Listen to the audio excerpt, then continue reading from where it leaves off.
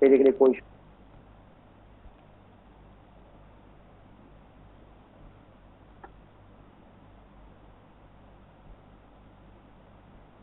तो एवोल्यूशन जेको हिकु वर्ड आहे, इन एवोल्यूशन जो मतिलबु आहे इर्तिका, तब्दील थियणु, विकसित थियणु, चेंज अचणु. Evolution taken from the evolutio means to change. एवोल्यूशो मां वरितल आहे जंहिंजो मतिलबु आहे टू चेंज.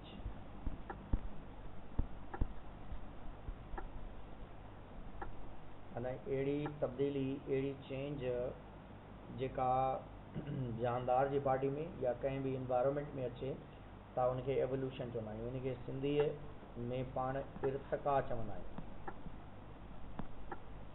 इर्तिका चवंदा आहियूं. इर्तिका जो मतिलबु आहे तब्दील थियणु, चेंजिस अचणु, ऐं तब्दीली वारी कंडीशन खे पाण एवोल्यूशन जो नालो ॾींदा आहियूं. Evolution refer to the process that have transformed.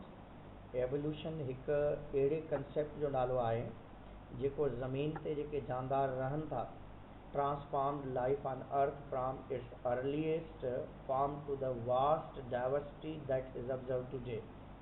माना पास्ट में थोरा जानदार हूंदा हुया, कुझु हूंदा हुया, हाणे उहे जानदार इवॉल्व थिया आहिनि, उन्हनि में तब्दीलियूं आयूं आहिनि, उन्हनि में चेंजिस आयूं आहिनि. ज़मीन ते तव्हां ॾिसंदो वैरायटी ऑफ ऑर्गेनिज़म्स तव्हांखे मिलनि पिया. That is due to the evolution. हाणे एवोल्यूशन सां हिकु माण्हू जेको आहे कंसर्न आहे, that is the Darwin. Darwin is known as the father of evolution. छो जो पास्ट में जेको रियल आर्ग्यूमेंट्री कंसेप्ट जेको इंट्रोड्यूस करायो that was the Darwin.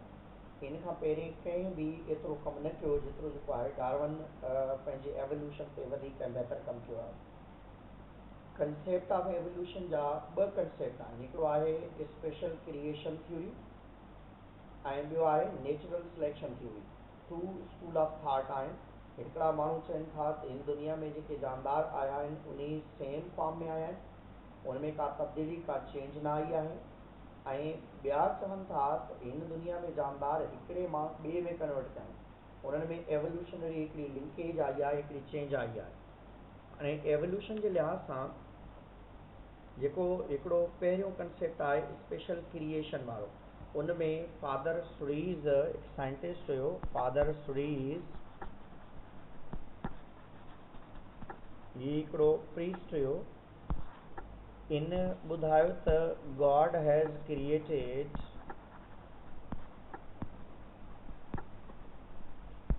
all plants and animals. दुनिया में तमामु प्लांट ऐं एनिमल्स जेके आहिनि उहे कंहिं इंट्रोड्यूस कराया आहिनि, अलाह से जेके आहिनि पैदा कया आहिनि. God almighty has created on the earth. ऐं अॻिते हली करे कार्ल लीनियस जो बि कंसेप्ट आहे. Karl Linnaeus believe in divine creation. Karl Linnaeus divine creation and fixity of species ते बिलीव करे पियो. उन चयो त बाबा हिन दुनिया में जेके बि जानदार आया आहिनि उहे गॉड ऑलमाइटी क्रिएट कया आहिनि, डिवाइन क्रिएटेड आहिनि, ऐं हिन दुनिया में फिक्स कंडीशन आहे उन्हनि जी, पर उहे पंहिंजो पाण खे एडॉप्ट करण जे लाइ लिटल बिट चेंजिस आणनि था. त इन करे स्पेशल क्रिएशन कंसेप्ट में कार्ल लीनियस ऐं फादर सुरीज़ ॿई बिलीव कंदा हुया. ऐं ॿी आहे नेचुरल सिलेक्शन थ्योरी जंहिंमें डार्विन बिलीव कंदो हुयो त, ऐं ॿिया साइंटिस्ट बि हुया, त डार्विन या इन्हनि साइंटिस्ट जो कंसेप्ट हुयो त हिकिड़ो जानदार ॿिए जानदार में कन्वर्ट थिए थो, इवॉल्व थिए थो, ऐं उन एवोल्यूशनरी कंसेप्ट जे लिहाज़ सां नालो ॾिनो त देयर इज़ अ लिंकेज. हाणे हुन में अरिस्टोटल बि पहिरीं चयो, एवोल्यूशनिस्ट हुयो हिकिड़ो, believe in the theory of natural selection. The idea organism might evolve through the time with one type of organism giving rise to in other type of organism. पाण पढ़ी आयासीं त फाइलोजेनिक ट्री हूंदो आहे ऐं उन फाइलोजेनिक ट्री में जानदार तव्हां ॾिठा हूंदा त एनिमल्स किंगडम एनिमिलिया जी फाइलोजेनिक ट्री पाण ठाहीसीं. उन फाइलोजेनिक ट्री में जानदारनि खे लिंक कयोसीं, हिकिड़े जानदार खे ॿिए सां, टे सां, ईअं पाण 10 फाइला जेके आहिनि उहे पाण एड कयासीं. त ईअं ई चवंदा हिकिड़े साइंटिस्ट हिकिड़े जानदार मां ॿिए जानदार जी डेवलपमेंट थी आहे. हाणे ही उहे साइंटिस्ट आहिनि जिन्हनि जो कुझु न कुझु एवोल्यूशन ते वर्क थियल आहे. लीनियस आहे, लिमार्क आहे, मैल्थ्यूज़ आहिनि, क्यूअर आहिनि, लेल्स आहिनि, डार्विन आहे, मेंडल आहे. वेल्स आहे ऐं उन्हनि जा वर्क ऐं लाइफ स्पान बि तव्हां साम्हूं ॾिसी सघो था। त ॿी शइ त हिन दुनिया में पहिरें जानदार जेके आहिनि उहे प्रोकारियोट्स आया। First living organisms were the prokaryotes. सभ खां पहिरियां जानदार जेके हिते डेवलप थिया उहे प्रोकारियोट्स हुया ऐं प्रोकारियोट्स जेके आहिनि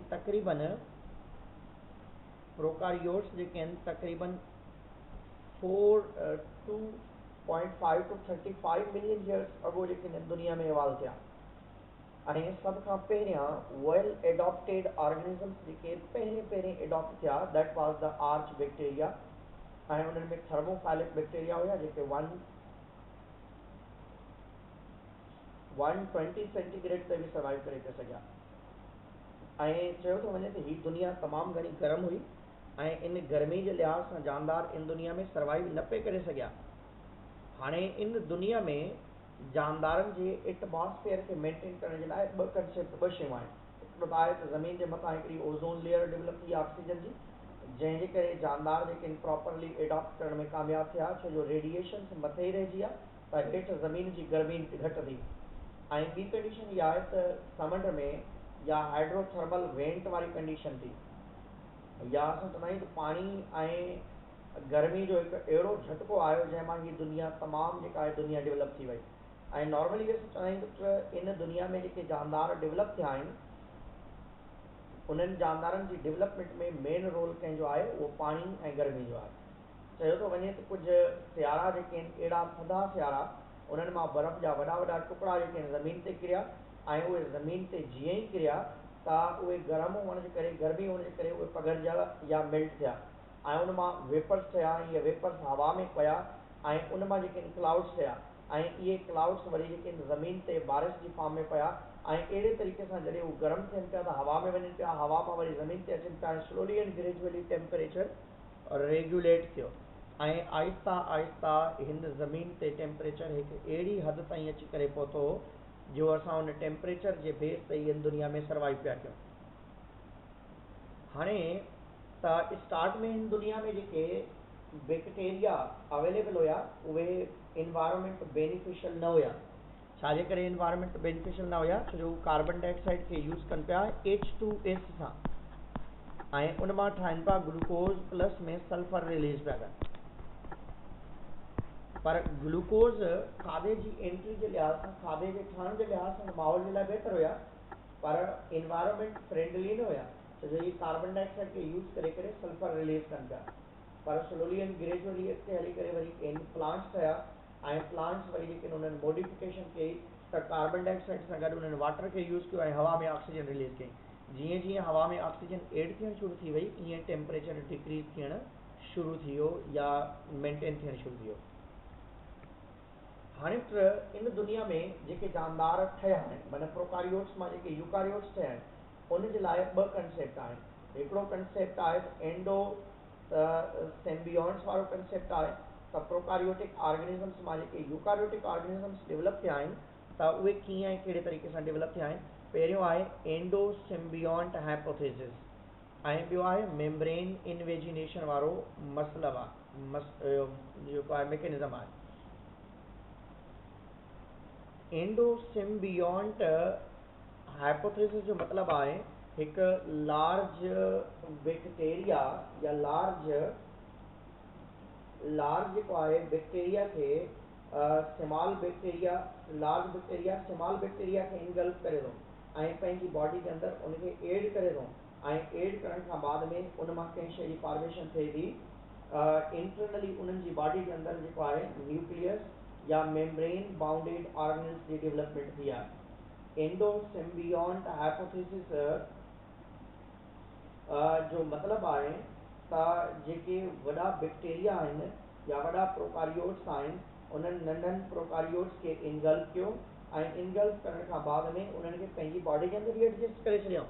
जॾहिं उन्हनि पंहिंजी बॉडी जे अंदरि उनखे एडजस्ट कयूं त it become the for example this is a large bacteria and this is a small bacteria. हाणे लार्ज बैक्टीरिया इनखे इनगल्फ कयो, इनगल्फ करण खां बाद में it become change into nucleus. त न्यूक्लियस जे एड थियण खां बाद में it become change into the eukaryotes. हाणे ही छा आहिनि, दीज आर द प्रोकारियोट्स, ही छा आहिनि, सिर्फ़ु प्रोकारियोट्स आहिनि। हाणे प्रोकारियोट्स अॻिते हली करे यूकारियोट्स में कन्वर्ट थिया आहिनि। प्रोकारियोट्स मां ई यूकारियोटिक ऑर्गेनिजम्स जी फॉर्मेशन थी आहे। हाणे ॿियो कंसेप्ट आहे ingestion of aerobic bacteria by the prokaryotes. हाणे इंजेशन इहो हाणे पढ़ी आयासीं त इंजेशन थी हुन मां इहे स्ट्रक्चर डेवलप थिया आहिनि। ही आहे हिते मेम्ब्रेन इन्वेजिनेशन वारो कंसेप्ट। त जानदार जे अंदरि जेनेटिकल मटीरियल अवेलेबल आहे जंहिंखे पाण न्यूक्लियाइड चवंदा। हाणे हू पंहिंजे न्यूक्लियाइड या जेनेटिकल मटीरियल खे सेल मेम्ब्रेन जी मदद सां कवर करे थो। कवर करण खां बाद में it become change into the nucleus. हाणे हिन में कीअं आहे हिते ॾिसंदो, for example this is a bacteria. Bacteria जे अंदरि जेनेटिकल मटीरियल आहे। चयो थो वञे त बैक्टीरिया पंहिंजे जेनेटिकल मटीरियल खे इन्वेजिनेशन सेल मेम्ब्रेन जी मदद सां कवर कयो वञे ऐं अॻिते हली करे हिनखे डिस्कनेक्ट करे करे अंदरि ई अंदरि कंहिं शइ जी फॉर्मेशन कयईं न्यूक्लियस जी। हाणे जॾहिं अंदरि इन्वेजिनेशन जी मदद सां न्यूक्लियस ठहियो त it become change into the eukaryotic organism. त प्रोकारियोटिक ऑर्गेनिजम्स जी फॉर्मेशन कंहिं मां थी आहे, यूकारियोटिक मां। प्रोकारियोटिक मां जेके यूकारियोटिक ठहिया आहिनि कंहिंजी मदद सां ठहिया आहिनि, ॿ कंसेप्ट आहिनि। हिकिड़ो आहे एंडो सिम्बियोंट हाइपोथेसिस जेको मार्गुलस इंट्रोड्यूस करायो। त हिकिड़ा जानदार जेके आहिनि ॿिए जानदार खे इनगल्फ कंदा। हिकिड़ो वॾो प्रोकारियोट कंहिं नंढड़े प्रोकारियोट खे इनगल्फ करे पंहिंजी बॉडी में एडजस्ट करे थो ऐं एडजस्ट करण खां बाद में उनखे पंहिंजा मेम्ब्रेन बाउंडेड ऑर्गेनल्स ठाहे। ॿियो आहे इन्वेजिनेशन ते बि अंदरि ई अंदरि स्ट्रक्चर जेका आहे उनखे इन्वेजिनेट करे थो ऐं इन्वेजिनेट करण खां बाद में उन मां इन जी फॉर्मेशन थिए थी। ऐं लिमार्क जो आइडिया आहे ऐं लिमार्क जी थ्योरी खे इनहेरिटेंस ऑफ एक्वायर्ड कैरेक्टर चवंदा आहिनि। इनहेरिटेंस ऑफ एक्वायर्ड कैरेक्टर जे लिहाज़ सां पाण इनखे नालो ॾींदा आहियूं। हाणे इनहेरिटेंस ऑफ एक्वायर्ड कैरेक्टर जे लिहाज़ सां जेकॾहिं पाण ॾिसंदासीं त लिमार्क जेको आहे हिकु साइंटिस्ट हुयो ऐं लिमार्क हिकु अहिड़ो साइंटिस्ट हुयो जैन बैप्टिस्ट डी लिमार्क असां हिनखे चवंदा आहियूं। ऐं ही 1809 में हिन पंहिंजी थ्योरी इंट्रोड्यूस कराई ऐं उन थ्योरी खे पाण नालो था ॾियूं, उन थ्योरी खे स्पेशली पाण नालो ॾियूं था जेको आहे इनहेरिटेंस ऑफ एक्वायर्ड कैरेक्टर। 1809 में हिन पंहिंजी किताब बि लिखी जंहिंजो नालो आहे जेको आहे philosophy zoologique. The book of his book name was the philosophy zoologique जेको आहे इन जी किताब जो नालो आहे। ऐं इन जी किताब जेका पब्लिश थी फिलॉसफी ज़ूलॉजिक या 1809 में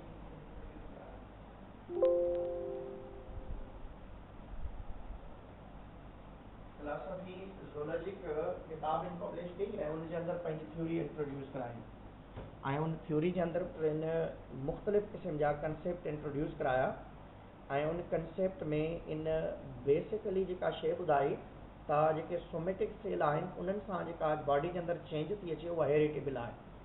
ऐं हीअ असल में फ्रेंच ज़ूलॉजिस्ट हुयो ऐं नेचुरल हिस्ट्री म्यूज़ियम में इनवर्टिब्रेट कलेक्शन जो इंचार्ज बि हुयो ऐं in explain the how specific adaptations evolve थियनि था उनजे बारे में इन ॿुधायो। इन जी थ्योरी जा 3 पॉइंट्स आहिनि जेके यादि रखंदो हमेशह ॾींदा अथव। हिकिड़ो आहे इफेक्ट ऑफ इन्वायरमेंट ऐं ॿियो आहे use and disuse of organ.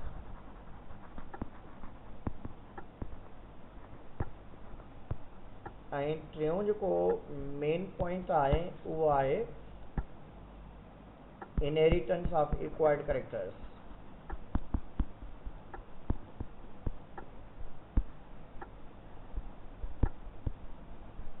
हाणे साइंटिस्ट जेके ॿिया हुया उन्हनि मां कंहिंखे का बि को जेको आहे ऑब्जेक्शन न हुयो इनहेरिटेंस ऑफ एक्वायर्ड कैरेक्टर खां अलावा पहिरियां जेके 2 पॉइंट्स हुया उन ते कंहिंजो को बि ऑब्जेक्शन न हुयो। छो जो effect of environment use and disuse of organ माना इहे नॉर्मली थींदा आहिनि। तव्हां असां जेकॾहिं एनवायरमेंट जे लिहाज़ सां ॾिसंदासीं त use and disuse of organ जे लिहाज़ सां जेकॾहिं तव्हां ॾिसंदव तव्हां वटि यूज़ जे लिहाज़ सां तव्हां वटि जिराफ जो एग्ज़ाम्पल आहे। जिराफ पंहिंजी ॻिचीअ खे पंहिंजी नेक खे यूज़ कयो त उनजी सभ खां वॾी ॻिची या नेक आहे, सभ खां वॾी ॻिची वारो जानदार आहे।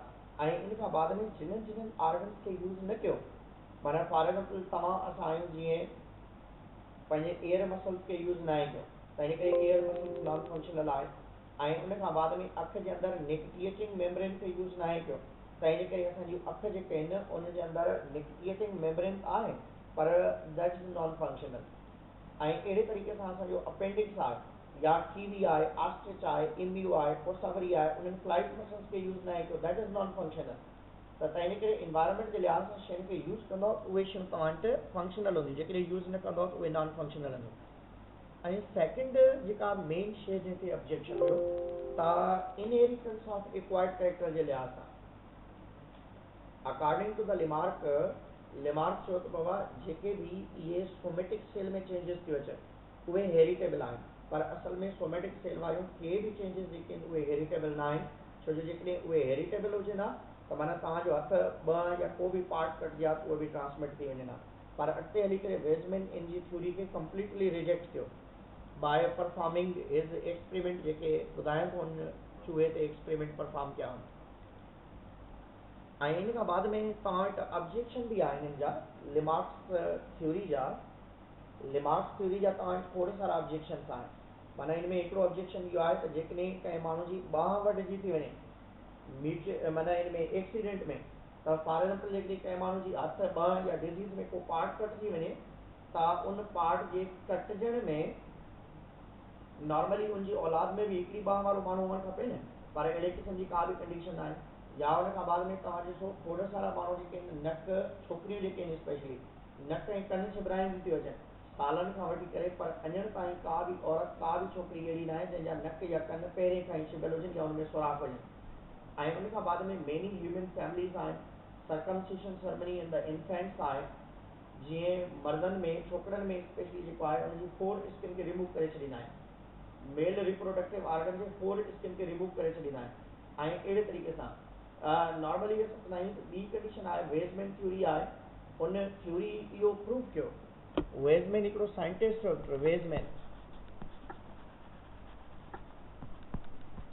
वेज़मैन थ्योरी जंहिंखे पाण चवंदा या जर्मिनल कंटिन्यूटी थ्योरी बि चवंदा।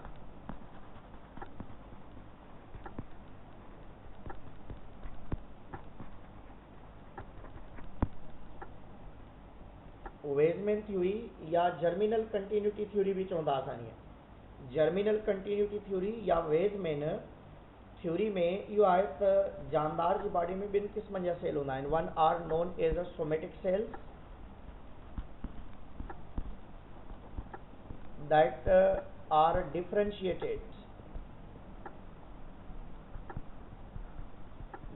differentiated उहे डिफरेंशिएटेड हूंदा आहिनि। ऐं डिफरेंशिएट थियण खां बाद में form tissues, organs and body parts. ऐं जॾहिं त ॿिया हूंदा आहिनि असां वटि जर्म सेल्स, तो जेके जर्म सेल्स हूंदा आहिनि that are undifferentiated and these are the gifts that produce the sperm and the ovum.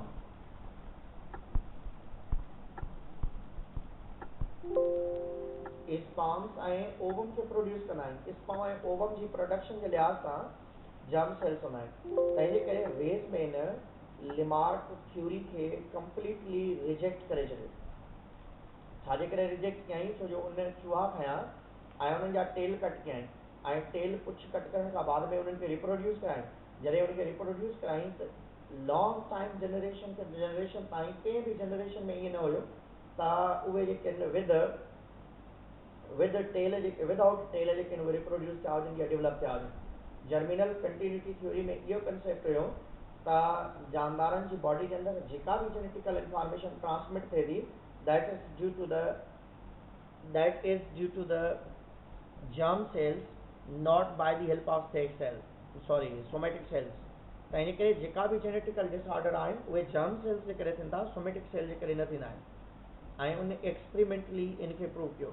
हाणे ईंदासीं पाण चार्ल्स डार्विन जी तरफ़। Charles Darwin is known as the father of evolution.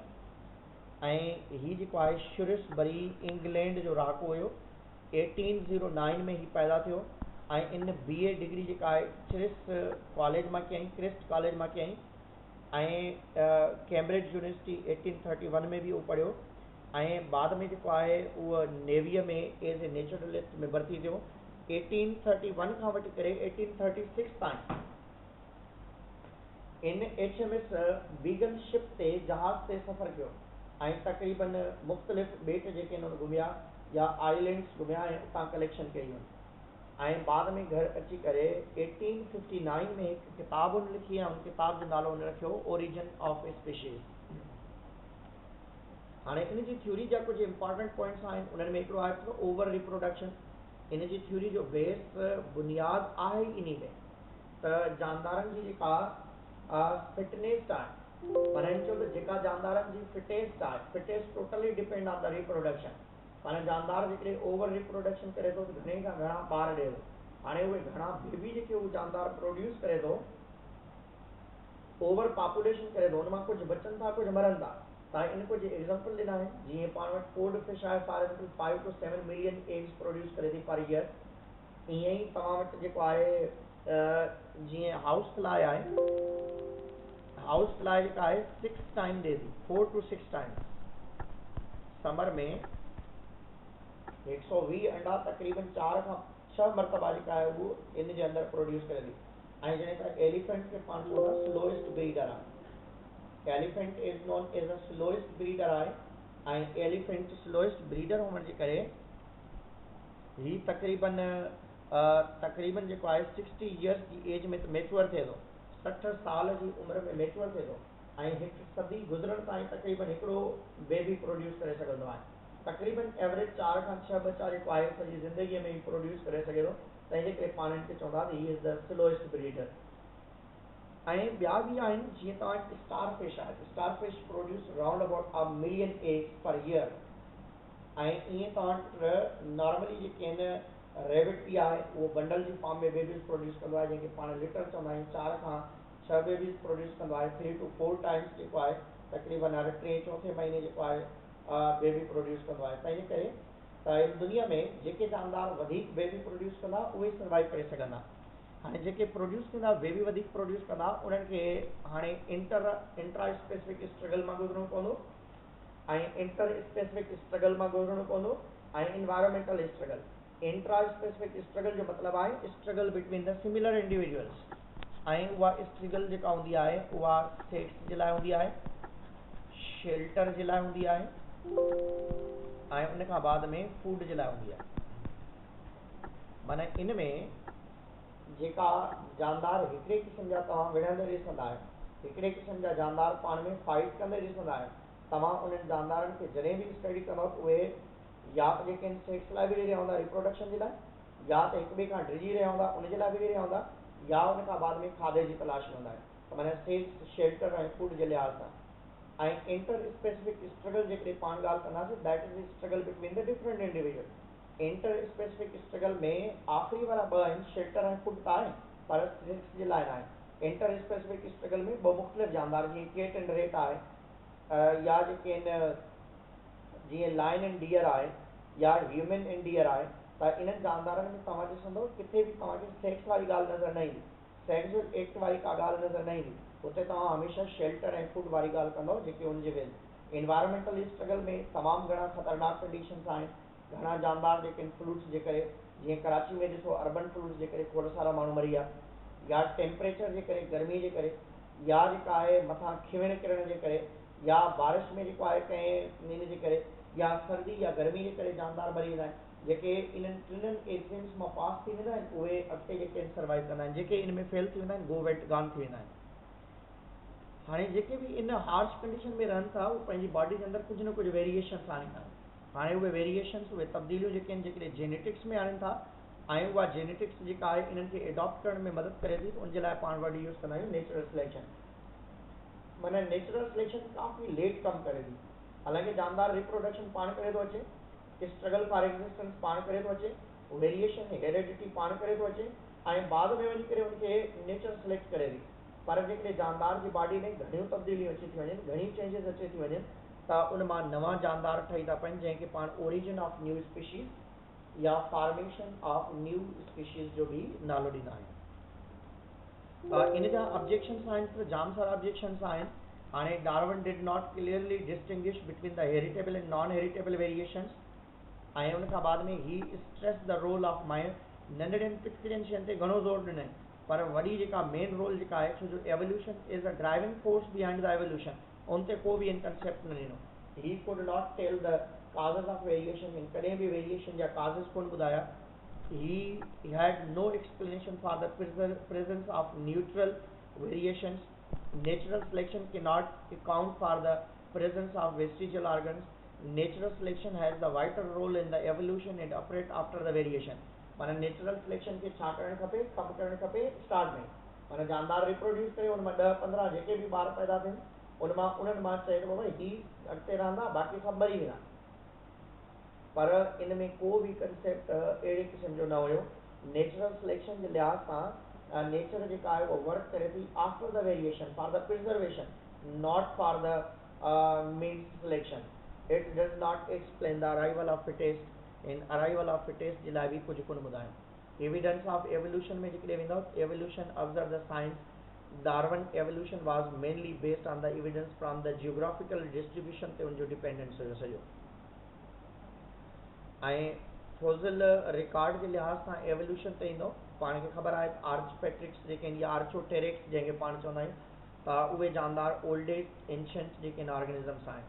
हाणे पैलेंटोलॉजी में फोसिल रिकॉर्ड में पाण जेकॾहिं ॾिसूं, पाण वटि हिकिड़ो आर्च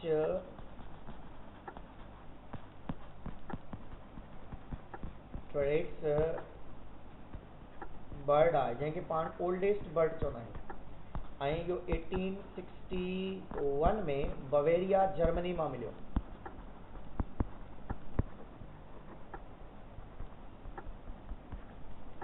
बवेरिया जर्मनी में मिलियो 1861 में, ऐं इन में रेप्टाइल्स वारा करेक्टर्स बि आहिनि ऐं बर्ड्स वारा बि आहिनि। हाणे जेके रेप्टाइल्स ऐं बर्ड्स वारा करेक्टर्स आहिनि तव्हां ॾिसी सघो था। रेप्टाइल्स वारा करेक्टर कहिड़ा अथसि? थीकोडंट अथसि। Thecodont means teeth fixed in the gum, ऐं उन खां बाद में स्केल्स ऑन बैक साइड अथसि, ऑन डॉर्सल साइड अथसि, ऐं उन खां बाद में विंग्स में क्लास मौजूदु अथसि, माना पंजा अथसि, क्लास पंजा अथसि, आङुरियुनि जे अंदरि अवेलेबल आहिनि, ऐं 20 वर्टिब्री इन टेल अथसि। ऐं कंहिं बि बर्ड में ईअं न हूंदियूं आहिनि, पर इन जे अंदरि टेल में मौजूदु आहिनि। पर बर्ड्स वारा तमामु करेक्टर्स अथसि। That possess the beak, that possess the bill, that possess the wings, ऐं उन खां बाद में बाइपेडल इन नेचर आहे। ही तमामु करेक्टर्स उन सां गॾु अवेलेबल आहिनि। इन्हनि करेक्टर्स जी अवेलेबिलिटी आहे, इन्हनि शयुनि जी उन सां गॾु अवेलेबिलिटी आहे। हिन आर्चटेरिक्स वारा जेके जानदार आहिनि, इन्हनि में रेप्टाइल ऐं बर्ड्स ॿिन्हिनि वारा करेक्टर्स जेके आहिनि कॉमनली अवेलेबल आहिनि। ऐं इन खां बाद में जेकॾहिं वर्टिब्रेट एनिमल अपीयर्स जेके आहिनि नॉर्मली रिकॉर्ड जे लिहाज़ सां बि जेकॾहिं पाण ॾिसंदासीं, कंपेरेटिव एनाटॉमी जे लिहाज़ सां, जेकॾहिं होमोलॉजी जे लिहाज़ सां पाण ॾिसंदासीं, फर्स्ट ईयर में चैप्टर नंबर 1 में इन 5 में पाण पढ़ी आयासीं त जानदार आहिनि उहे जानदार जंहिंजा कुझु ऑर्गन्स जेके आहिनि रिज़ेंबल कनि इंटरनली ऐं एक्सटर्नली। इंटरनली जेकॾहिं रिज़ेंबल कनि, माना जानदारनि जा जेके बॉडी पार्ट्स आहिनि इंटरनली जेकॾहिं रिज़ेंबल कनि, इंटरनली जेकॾहिं रिज़ेंबल कनि, माना नॉर्मली असां चवंदा आहियूं त एनाटॉमी चइबो छा के आहे, study about the organs that are similar in origin and internal structure but different in function and external structure. त इन करे पाण वटि एग्ज़ाम्पल बि ॾिनल आहे हिते, जीअं पाण वटि केट जो एग्ज़ाम्पल आहे। केट जा 4 लिम्स आहिनि, ऐं जीअं पाण वटि जेको आहे बेट आहे उन जा 4 लिम्स आहिनि, ऐं जीअं पाण वटि केट आहे बेट आहे, ऐं ॿियो असां वटि स्पेशली हिकिड़ो ऑर्गेनिज़म आहे केट बेट, ऐं ॿियो आहे असां वटि ह्यूमन जे अंदरि जीअं 4 लिम्स आहिनि, ऐं ॿियो असां डायरेक्टर वेल जे अंदरि फिल्पर्स आहिनि। हाणे इन्हनि खे पाण पढ़ी आहे कि केट जा जेके फोर लिम्स आहिनि उहे कमु करण जे लाइ हूंदा आहिनि, पर जेकॾहिं हुनजी अंदरूनी स्ट्रक्चर खे ॾिसंदव ऑल ओरिजिनेटेड फ्रॉम द, चाहे केट जा फोर लिम्स हुजनि या लेग्स हुजनि, बेट जा फोर लिम्स या विंग्स हुजनि, या ह्यूमन जूं आर्म्स हुजनि या वेल जा फिल्पर्स हुजनि, all originated from the pectoral girdle in their same internal structure on the basis of their bone arrangements। पर जेकॾहिं मॉर्फोलॉजिकली उनखे ॿाहिरि ॾिसंदव तव्हांखे सभु अलॻि नज़र ईंदा, पर हिननि अलॻि फंक्शन ई अलॻि आहे। केट चूहा पकड़ण में यूज़ कंदी आहे, केट जेका आहे खाधे खाइण में फोर लिम्स खे यूज़ कंदी आहे, बेट हवा में उॾामण लाइ यूज़ कंदो आहे, ह्यूमन जेको आहे खाइण में यूज़ कंदो आहे या स्पेशली जेको आहे हिन सां विढ़ण में मदद वठंदो आहे। ऐं जॾहिं तव्हां वेल्स जेके आहिनि उन मां फिल्पर्स जी मदद सां स्पेशली जेके स्विमिंग थींदी आहे। होमोलॉजी जे लिहाज़ सां पाण वटि इहे कंडीशन्स आहिनि।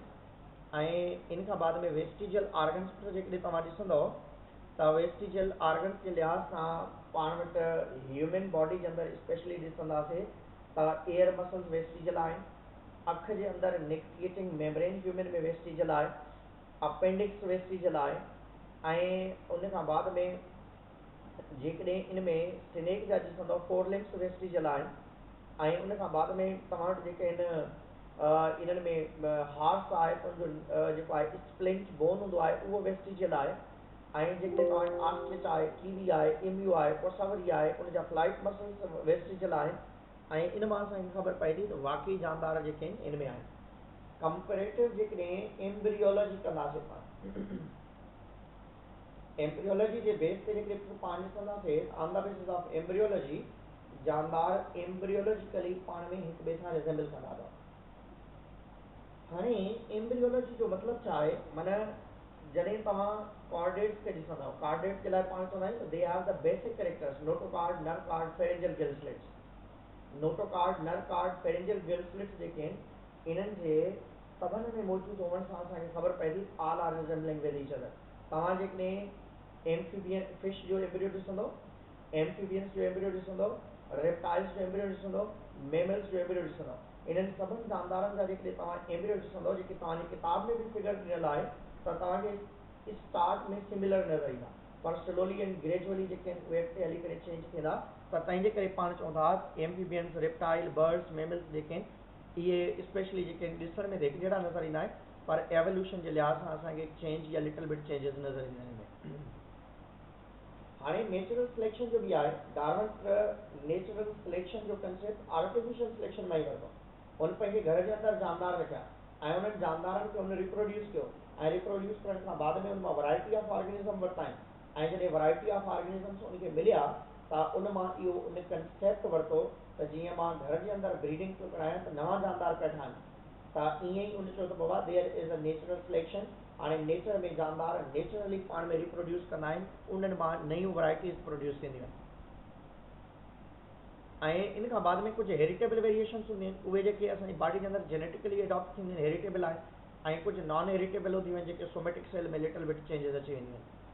हाणे स्पेसिफिक नेचुरल सिलेक्शन जेका आहे डार्विन जे लिहाज़ सां ॾिसंदव, डार्विन ज़हन में इहो रखियो त जानदार जेके वाइल्ड इन्वायरमेंट में रिप्रोड्यूस कनि था उन्हनि में नेचर इन्वॉल्व आहे। उन गॉड अलमाइटी जो नालो यूज़ न कयो, उन चयो त there is a nature that is involve in the natural selection. ऐं अहिड़े तरीक़े सां जेकॾहिं पाण ॾिसंदासीं इन में जेको आहे आर्टिफिशियल सिलेक्शन में त तव्हां जेके आहिनि ॻोठनि में ॾिठा हूंदा त माण्हू जेके आहिनि छा कंदा आहिनि, कुकड़नि जा खपती जेके आहिनि कुकड़नि खे ॻोल्हींदा आहिनि वञी करे, ऐं ख़ासि कुकड़ जेके आहिनि उन सां वञी करे उनखे रिप्रोड्यूस कराईंदा त जीअं उन मां सुठो बिजारो या सुठो बिज मिले। ईअं ई तव्हां ॾिठो हूंदो डांद जा शौक़ीन जेके आहिनि, उठ डांद वारा जेके आहिनि उहे बकरियुनि जा शौक़ीन जेके आहिनि। हाणे इहा छा आहे, आर्टिफिशियल सिलेक्शन आहे हिकिड़े क़िस्म जी। नेचुरल सिलेक्शन में इहो हूंदो आहे त नेचुरली जेके वाइल्ड लाइफ में अवेलेबल हूंदा आहिनि उहे नेचुरली जानदार जेके आहिनि पंहिंजो पाण रिप्रोड्यूस कंदा आहिनि, उन मां डेवलपमेंट थींदी आहे। मॉलिक्यूलर बायोलॉजी में तव्हां जानदार जे डीएनए खे स्टडी कंदा आहियो, सेल वॉल, सेल मेम्ब्रेन या मुख़्तलिफ़ क़िस्म जा जेके स्ट्रक्चर्स हूंदा आहिनि उन्हनि जी पाण स्पेशली स्टडी कंदा आहियूं। हाणे पॉपुलेशन आहे, जीन पोल, अलील्स, जीनोटाइप, फ्रीक्वेंसी आहे। Species is a group of individuals and that have the potential to interbreed in nature population जेका आहे is a localized group of individuals हूंदा आहिनि, या पाण खे डेफिनेशन जी ख़बर आहे। जीन पोल चवंदा आहियूं sum total of all the genes present in the population आहे। जीनोटाइप फ्रीक्वेंसी के लिहाज सां जेकॾहिं पाण ॾिसंदासीं त ability of gene to show their excretion, माना आबादी में पॉपुलेशन में केतिरा जानदार ज़ाहिर थियनि था केतिरा नथा थियनि, माना डोमिनेंट केतिरा एलील ज़ाहिर थियनि था या नथा थियनि, उनखे बि पाण आइडेंटिफाई कंदा आहियूं। ऐं हेट्रोज़ाइगस होमोज़ाइगस जी बि तव्हांखे ख़बर आहे कीअं हूंदा आहिनि, हिन में बि तव्हां जेके माहिर आहियो। हार्डी वेनबर्ग लॉ जेको चए थो त बाबा frequency of dominant and recessive unchanged हूंदी आहे, माना डोमिनेंट ऐं रेसेसिव जी फ्रीक्वेंसी खे जेकॾहिं प्लस कंदो माना एड कंदो त that will be equal to 1। त frequency of dominant and recessive never change, frequency of dominant ऐं रेसेसिव जेका आहे उहा कॾहिं बि चेंज न थींदी आहे। उनजे लाइ हार्डी वेनबर्ग हिकु थ्योरम इंट्रोड्यूस करायो ऐं उन में इक्वेशन ॾिनई 2p² 2pq plus q² is equal to 1, p² plus 2pq plus q² is equal to 1। हाणे इन p खे डोमिनेंट चयो, p show the dominant and q show the recessive. p खे हुन डोमिनेंट चयो ऐं q खे हुन डोमिनेंट रेसेसिव चयो। हाणे चयो त फॉर एग्जाम्पल कंहिं बि इन्वायरमेंट में जेकॾहिं 90% तव्हां चओ था डोमिनेंट आहे, ऐं उनखे छो जो परसेंटेज असां 90 ॾींदा आहियूं पर रियल जेको रिज़ल्ट मिलंदो छो जो 1 जे बराबरि 0.9 मिलंदो, ऐं उनखे उन p कंसीडर कयो ऐं 10% उन चयो त रेसेसिव आहिनि फॉर एग्जाम्पल, त उनखे q सां शो कयईं ऐं 0.1। हाणे इनखे जेकॾहिं तव्हां इक्वेशन में रखंदव p² plus 2pq plus q² is equal to 1। हाणे तव्हां कंदव त 0.9² plus 2 0.9 0.1 plus 0.1 square is equal to 1। तव्हां इनखे जेकॾहिं सॉल्व कंदव त 0.81, हिनखे सॉल्व कंदव 0.18, हिनखे एड कंदव 0.01 इज़ इक्वल टू 1। त तंहिंजे करे 1 इज़ इक्वल टू 1 आहे। हाणे तव्हां हिनखे चेंज बि करे सघो था, त ज़रूरी न आहे कि इहा सेम रखो, फ्रीक्वेंसी फ्लैक्चुएट बि करे थी। 80% फॉर एग्जाम्पल डोमिनेंट आहे 0.8, q आहे फॉर एग्जाम्पल 20% डोमिनेंट आहे त 0.2। त हाणे छा थींदो हिन में 0.8 square to 0.8 0.2 plus 0.2 square is equal to 1।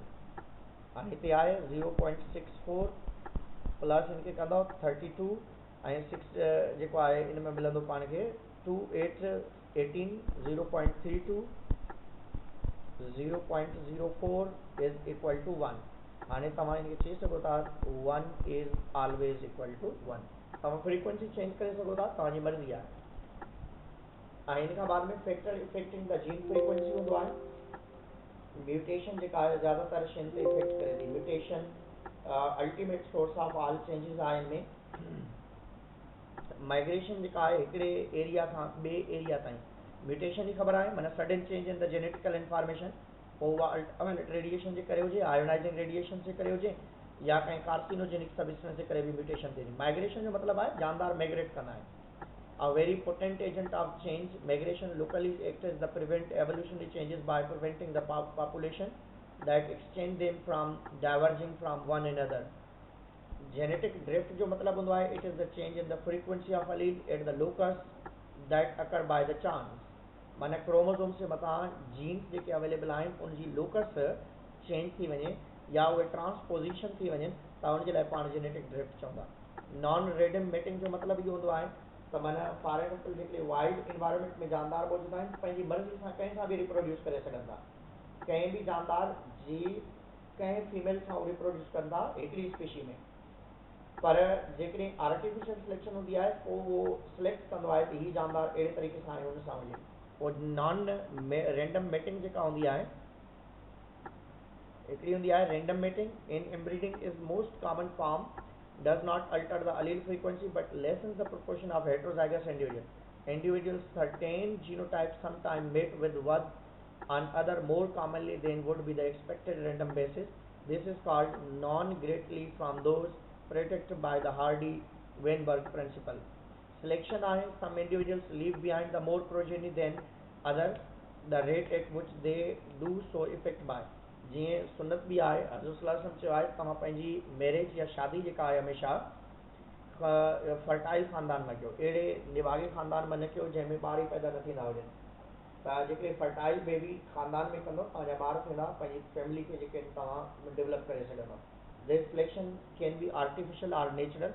In artificial selection, breeders select the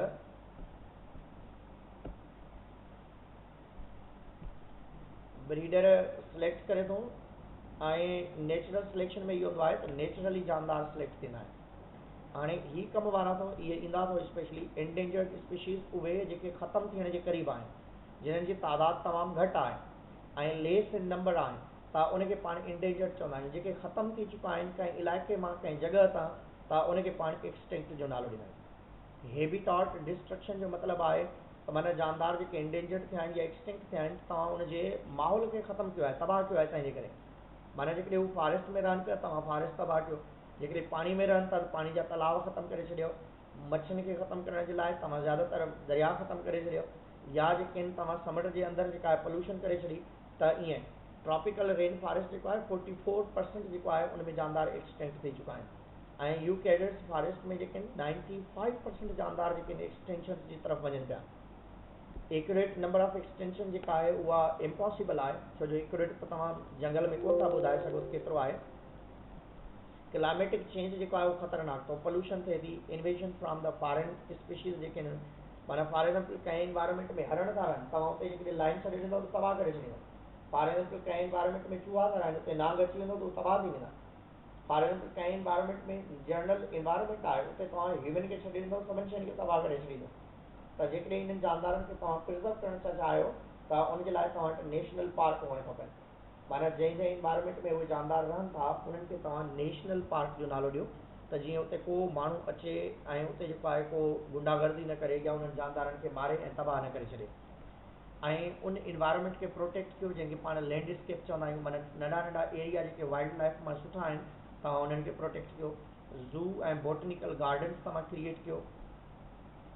Pakistan में जेके इंडेंजर्ड ऑर्गेनिजम्स अथव यादि रखंदव, चीता अथव, टाइगर अथव, एशियन लाइन अथव, इंडियन रिनोस अथव, चेयर फेजेंट अथव, क्रोकोडाइल्स अथव ऐं गैवल्स अथव, डिक्लेयर्ड इज़ द एक्सटिंक्ट। ऐं जॾहिं त इंडस डॉल्फिन आहे, ब्लैक बॉक्स आहिनि, ल्यूपर्ड्स आहिनि, ग्रेट इंडियन बस्टर्ड्स आहिनि, होबारा बस्टर्ड्स आहिनि, वाइट हेडेड डक्स, मार्बल्स आहिनि, that are the endangered. Near to extinct जो मतिलबु आहे they are endangered. Extinct means no more in the world. Endangered to extinct जो मतलब आहे, इंडेंजर्ड जो मतलब आहे they are present but in less number. तकरीबन सब माउंटेन्स वेटलैंड्स में हैबिटाट में राउंड अबाउट 500 प्लांट्स जेके आहिनि उहे एक्सटिंक्ट थी चुका आहिनि पाकिस्तान।